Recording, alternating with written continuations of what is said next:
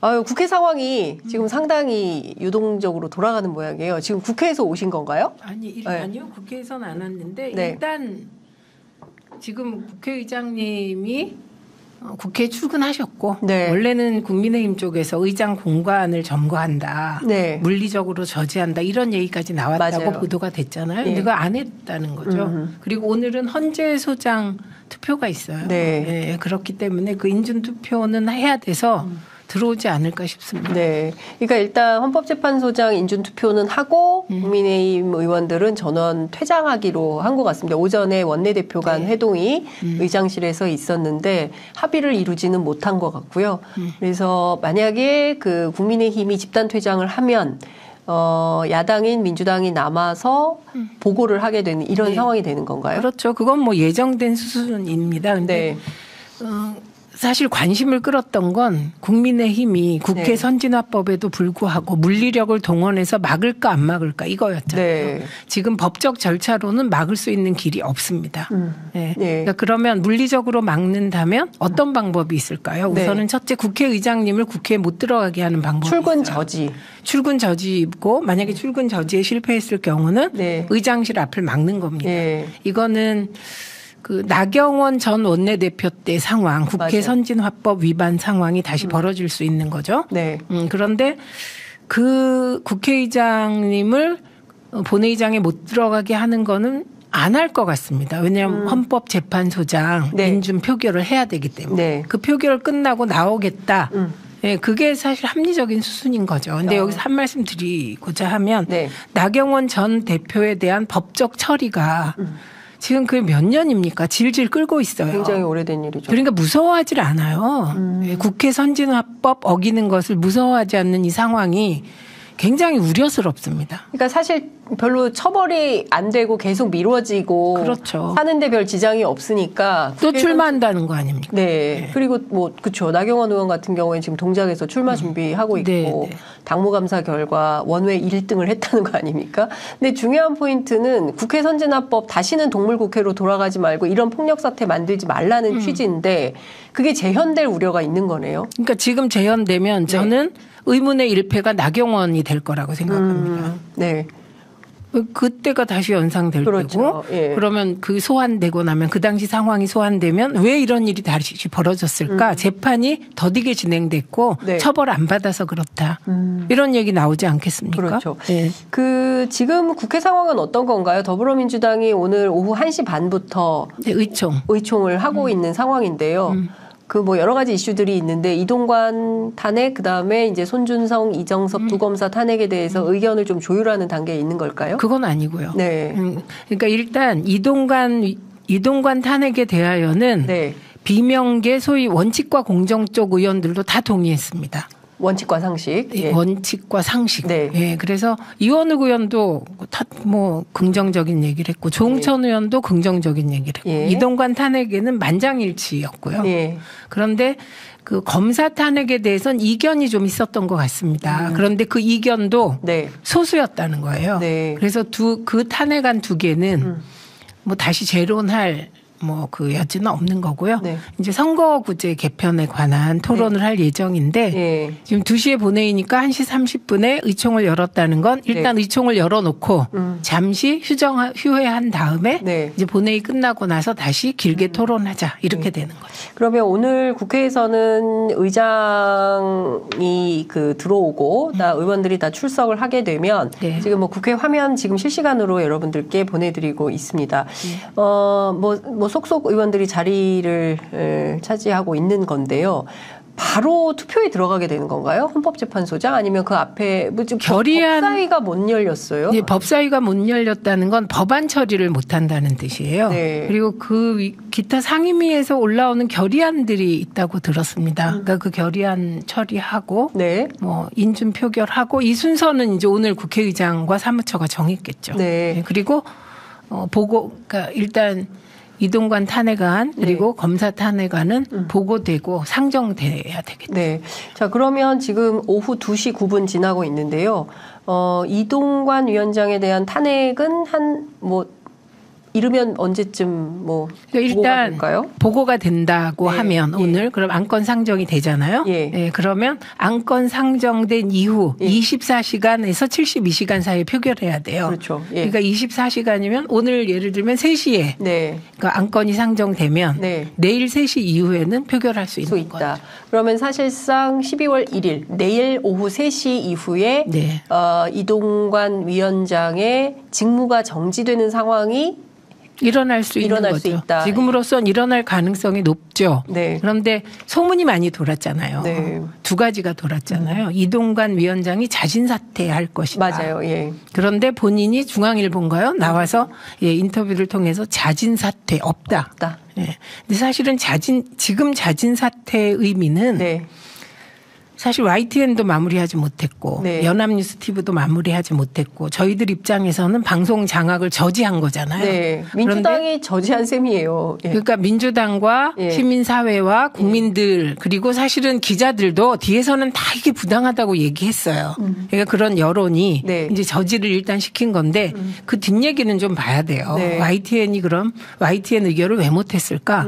그건 어쩌면은 더 세부적인데 이유가 있을 수도 있어요. 그래서 제가 왜 야당 추천위원이 있어야 된다고 계속 얘기했잖아요. 네네. 그게 2대1일지라도 네. 그 이유는 사실 뭐 절차를 조금 연기했다 이렇게 얘기하면서 다른 얘기를 들 수 있지만 내용상으로는 서류가 미비하다든가 네. 자본금이 미비하다든가 이런 이유가 있을 수 있는 거예요. 네. 근데 지금은 만약에 자본금이 마련되지 못했다. 네. 이건 만약이에요. 우리가 지난번에도 그 돈 어디서 다 나오지 그렇죠. 그랬잖아요. 네, 그럴 경우라면 야당 추천위원이 안에 있었다면 그거 다 폭로되는 거잖아요. 네. 근데 지금은 마치 무리하지 않기 위해서 네. 뭐 의결을 안 한 것처럼 밖으로 얘기하잖아요. 맞습니다. 근데 언론 보도 저는 그렇게 나오고 있죠. 저는 그거는 엑스포 보도와 같다고 생각합니다. 저는 네. 개인적으로. 부산 엑스포를 마치 무슨 박빙의 승부인 양 석패라고 얘기하는 것과 비슷한 거다. 네. 만약에 모든 서류가 갖추어져 있고 자본금도 약속한 만큼 이행됐다면 모든 게 완벽했다면 저는 의결했을 거라고 봅니다. 그래서 그게 혹시 안 됐기 때문에 아닐 수 있다. 그러니까 아하. 언론에 얘기한 양두구육일 수 있다. 네. 그렇게 혼자 의심합니다. 그래서 이 부분은 기자들이 취재를 좀 꼼꼼하게 해주시면 어떨까 네. 합니다. 내일 저희 프로그램에 고한석 YTN 지부장 네. 출연 예정되어 있는데요. 고한석 위원장을 통해서 YTN 내부 사정을 더 속속들이 네, 시청자 들어보시고요. 여러분들께 알려드리겠습니다. 그리고 네. 제가 늘 얘기하잖아요. 모든 건 생물이고 끝날 때까지 포기하면 안 된다. 네. 근데 사실은 YTN은 어제 의결된다고 전부 얘기했어요. 맞습니다. 그런데 제가 민주당이 우리 당이 이제는 제가 국민소통위원장으로 위원장으로 복귀했으니까 복귀하셨어요. 우리 당입니다. 우리 당이 더 세게 싸워야 된다. 민주당이 지금 관심 안 가지고 사실 그냥 있었으면 저는 그냥 일사천리로 갔을 거라고 생각합니다. 그리고 연합뉴스 TV 같은 경우도 을지학원. 네, 그 을지학원 건이 방통위원회 심사위원회에서 부결됐잖아요. 네. 그 부결도 왜 되느냐? 말이 안 돼서 부결되기도 하지만 말이 안 되는 일이 그냥 통과되는 게 이 정권에서는 다반사잖아요. 네. 그런데 연합뉴스 TV가 공식적으로 연합뉴스가 네. 공식적으로 반기를 들었습니다. 예. 그럼 그 반기를 그냥 들게 되냐? 민주당이 싸워줄 때 힘을 얻는 거라는 거예요. 네. 그래서 야당이 야당 역할을 확실히 해야 된다. 그런데 저는 끝날 때까지 끝난 게 아닌데 사실은 많은 사람들이 29일 날 끝날 것이다. 그리고 30일 날 이동관이 그만둘 것이다. 이런 얘기를 했을 때 지난주에 사실은 언론계에 그 얘기가 많이 돌았어요. 사실 언론계에 돈 얘기 치고 맞는 게 별로 없긴 했는데 이 영역은. 네. 그런데 돌았지만 그러면 제가 그 당에 얘기했습니다. 그런 상황이 오면 그 다음 사람도 또 탄핵해야 되는 거고 제2, 제3, 제4 누가 오더라도 계속 탄핵해야 된다. 방송 장악을 무리하게 추진하면 다 탄핵해야 된다. 그리고 또 하나는 지금 이상인 위원장 1인 체제가 되면 혼자 할 수도 있다고 방통위가 그런다면서요. 그거 공개적으로 얘기하십시오. 방통위 누군지. 방통위 사무처장인지 네. 뭐 기조실장인지 예. 공개적으로 얘기하십시오. 예. 왜냐하면 책임지라고요. 그 말에 대하여. 이게 가능합니까? 불가능합니다. 제가 그것부터 여쭙겠습니다. 사실 뭐 저희가 방통위 관련해서 많이 다뤘지만 5인 합의제 행정기관이에요. 그 법을 만드신 분이 바로 최민희 위원장님이시고 한데 원래 국회 추천목 3명, 대통령 추천목 2명, 5명이 들어가서 합의제로 운영을, 방송통신 정책을, 의결하고, 뭐, 규제하거나 뭐 이런 등등의 역할을 하라는 건데, 지금은 국회 추천 셋이 싹 다 안 됐어요. 네. 7개월 7일 동안 임명장 대통령 주지 않아서 못 들어가고 결국은 내정자 신분을 사퇴하신 분입니다. 되게 웃긴 상황인데, 네. 그렇고. 그럼 대통령 추천으로 둘 갔는데, 오늘 이제 돼서 내일 오후 3시에 이동관 위원장이 직무정지가 되면 이상인 부위원장 하나 남는 거거든요. 네. 그럼 장관이시죠. 장관이에요? 그런데 합의제 행정기구인데 네. 독임제가 돼버리는 거죠. 그렇습니다. 그래서 일상적인 업무. 네. 예를 들면 뭐 일상적인 처리가 있잖아요. 네, 뭐. 그런 거 외에는 아무것도 못합니다. 예, 이거를 또 언제는 3인이어야 된다. 예. 왜냐하면 5명이니까 3인 이상 돼야 회의가 된다. 예. 이게 다수결의 원칙인데 예. 다수결 하에 회의 원칙인데 네. 뭐 2명이라도 된다. 억지를 썼잖아요. 이게 탄핵이고 요인이 돼서 지금 탄핵당하는 그렇죠. 거잖아요. 예. 그런데 2인은 된다고 하더니 이제 1명이어도 된다는 말도 안 되는 얘기가 방통위 주변에서 나온다고 합니다. 네. 이 1명이면 된다는 유권 해석을 내린 사람 네. 찾아내야죠. 예. 누군지 찾아내서 왜 그런 판단을 하고 있는 건지. 그럼 이상윤 위원장 직무대행이 되는 거겠네요. 네. 이 직무대행이 혼자서 뭐 이럴 수 의결이라는 게 없는 거잖아요. 소위 회의는 돼야 되잖아요. 회의가 불가능하잖아요. 네, 그렇기 때문에 불가능한 네. 얘기라 예. 민주당에서도 뭐 할 필요도 없는 거지만 네. 법률 유권 해석을 받고 뭐 그런 준비를 할 겁니다. 근데 지금 상황에서 보면 방통위가 사실상 이 네. 탄핵 결정이 날 때까지는 식물방통위가 그야말로 네. 되는 것이고 네. 지금 남아있는 여러 가지 정책들이 사실상 올스톱되는 상황이 되는 거예요. 무슨 정책 지금 잘하는 게 있습니까? 지금 방통위가 김효재 대행 그리고 이동관 위원장 들어와서 한 게 뭡니까? 예를 들면 우리가 기억나는 걸 쭉 찾아보시면 네. 방송통신심의위원회 가짜뉴스 센터 만든 거 네. 여기에 이동관 위원장이 관여했다는 의혹이 있는 거잖아요. 네. 그런데 관여는 한 거 같죠. 국회에서 협의했다고 했으니까. 맞아요. 이게 탄핵 사유 중에 하나가 네. 된 거잖아요. 그거 있죠. 그다음에 무지막지하게 공영방송 이사들 쫓아냈다가 법원으로부터 망신당한 거. 네. 그다음에 말도 안 되게 그 이사 선임했다가 또 법원으로부터 망신당해서 이 사람 자격 없다 이렇게 된 거. 네. 지금 우리가 탄핵 사유가 모두 네, 그 탄핵 사유로만 기억이 되는 거예요. 기타 일들에 대해서 기억나는 게 있습니까? 잘한 게 YTN의 경우도 준 공영 방송을 민영화하는 과정에서 이렇게 졸속적으로 그리고 유진 기업은 사실 무자격이라고 생각하는 사람들이 많잖아요. 네. 게다가 이상인 부위원장은 과거에 네. 뭐 관련돼서 법률 소송의 대리인도 했다 이런 맞습니다. 보도가 있잖아요. 네. 그래서 부적격이다. 그렇게 재척 사유다 얘기했더니 재척 사유라고 문제 제기 당한 2사람이 우리 아니다 이런 결정을 해요. 이런 게 다 얼마나 부끄럽습니까? 게다가 MBN을 네. 재승인을 했어요. 그런데 갑자기 5년에서 3년으로 재승인 기간을 줄였죠. 네.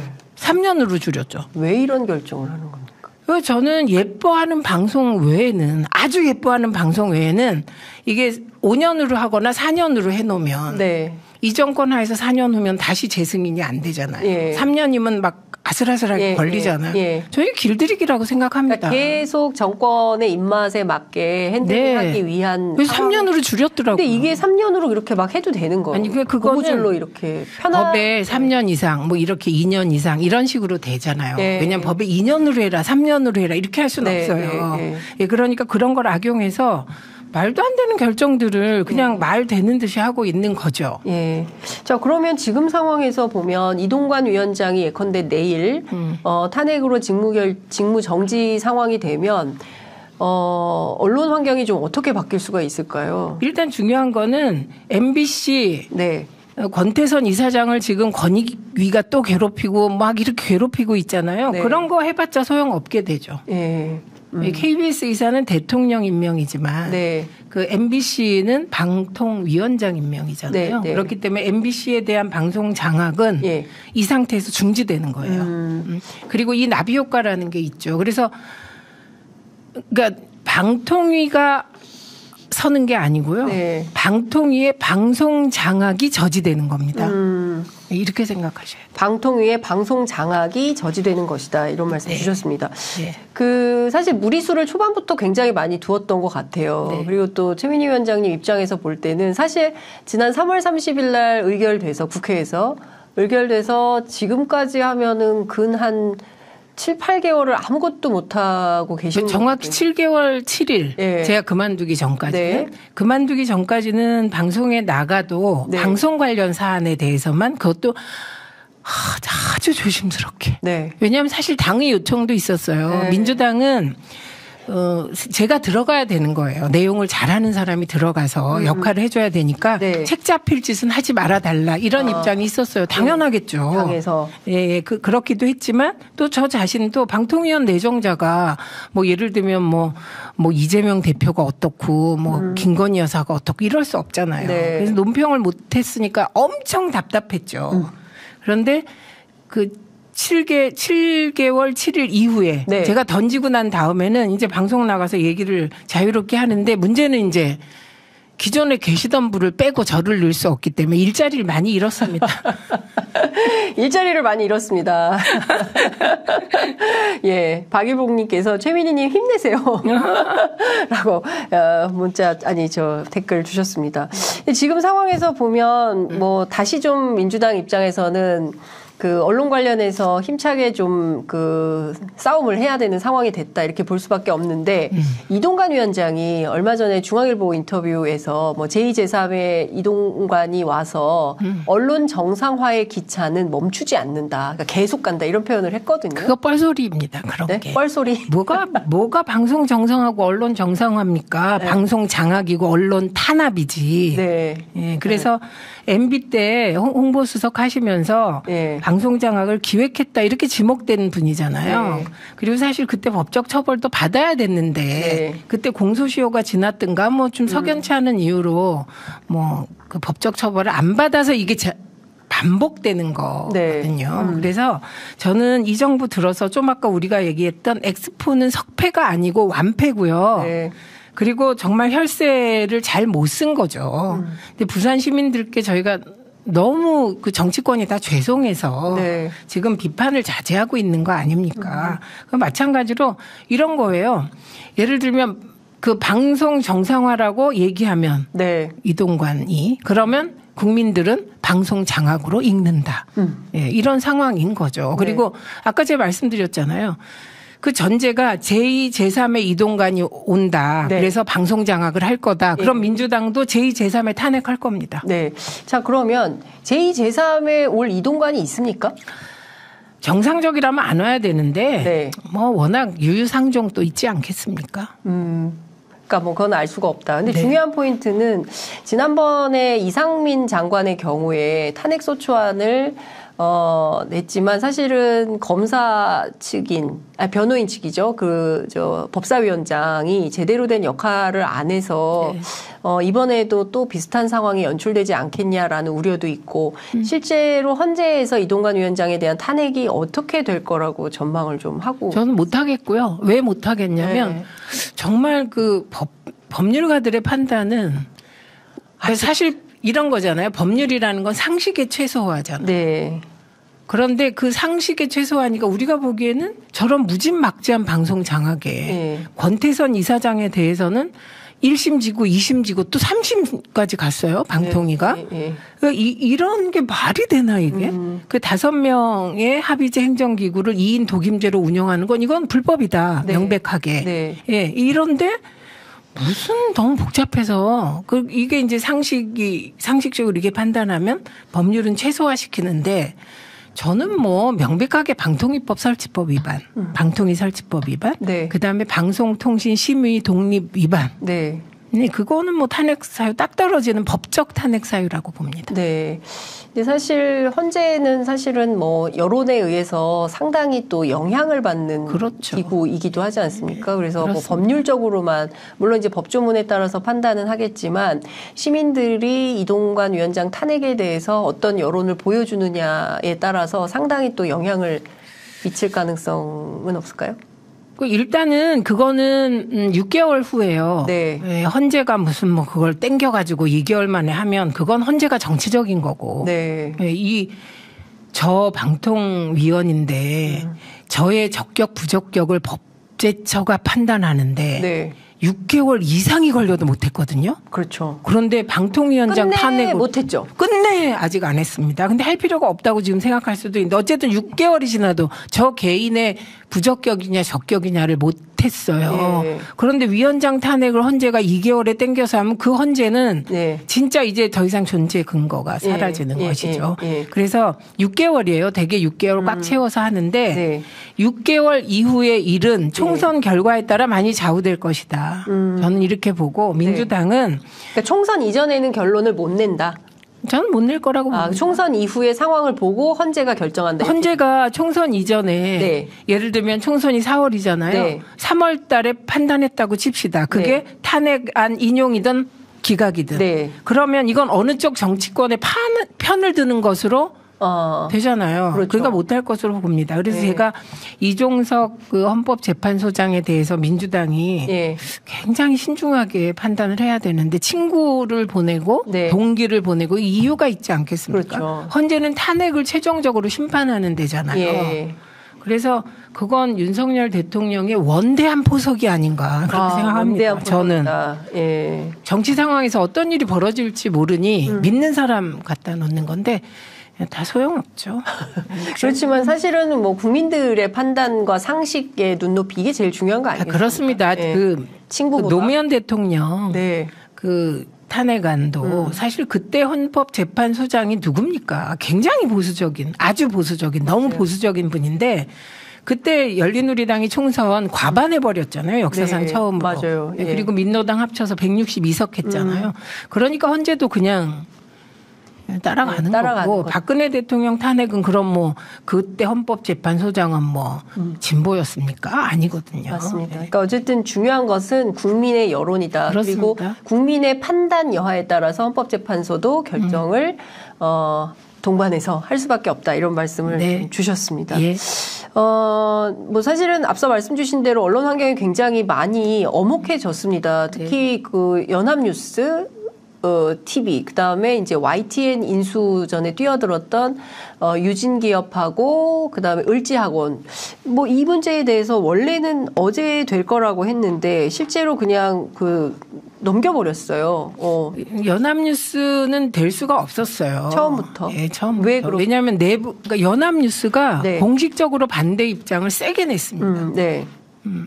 그리고 그 을지학원의 내부 문제가 많이 터져서 사실 이것도 누군가 고발하면 이건 형사상의 책임을 물을 수도 있는 사안이 되어버려서 이거는 뭐 방통위 심사위원회가 사실 압도적으로 부결시켰다고 알려져 있습니다. 근데 그걸 방통위가 뒤집을 수는 없겠죠. 근데 결정을 안 하고 넘어갔잖아요. 그러니까 늘 여지를 남겨두는 거죠. 그게 일처리 스타일인 것 같고요. 그다음에 YTN의 경우는 아까 말씀드린 대로 무슨 이유에서 그랬는지. 왜냐하면 대개 다 YTN은 할 거라고 예측을 했어요. 그러니까요. 29일 날 끝낼 거다라는 얘기가 많이. 근데 저는 계속 뭘 주장했냐면 돈을 어떻게 만드냐. 깨끗한 돈을.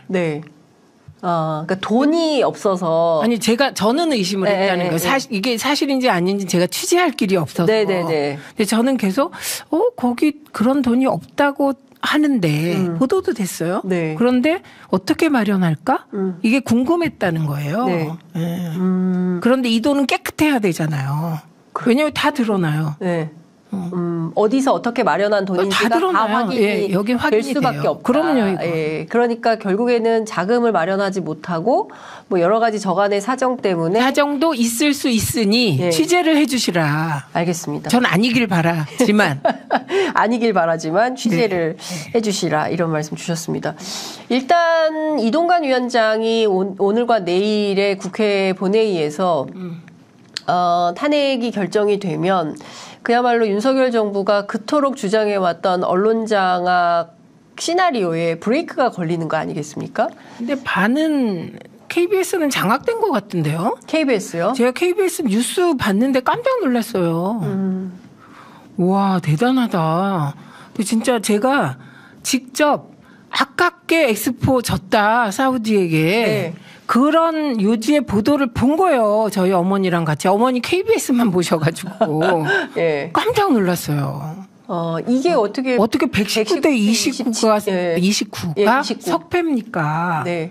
차라리 그냥 이태리에 이겨서 3등 할 거 2등 했다 이렇게 하면 전 이해는 해요. 예. 이태리가 17표였잖아요. 그렇죠. 예. 원래 이태리가 27표 정도 예상하고 예. 이제 대한민국이 3등일 거 했는데 그래도 2등 했다. 네. 뭐 이러면 그래요. 근데 언론의 분위기 뭐 젖잘싸 뭐 이런 분위기를 네. KBS가 주도를 하고 있네요. 주도하더라고요. 예. 그래서 야 KBS 이제 시청률이 뚝뚝 떨어지겠다.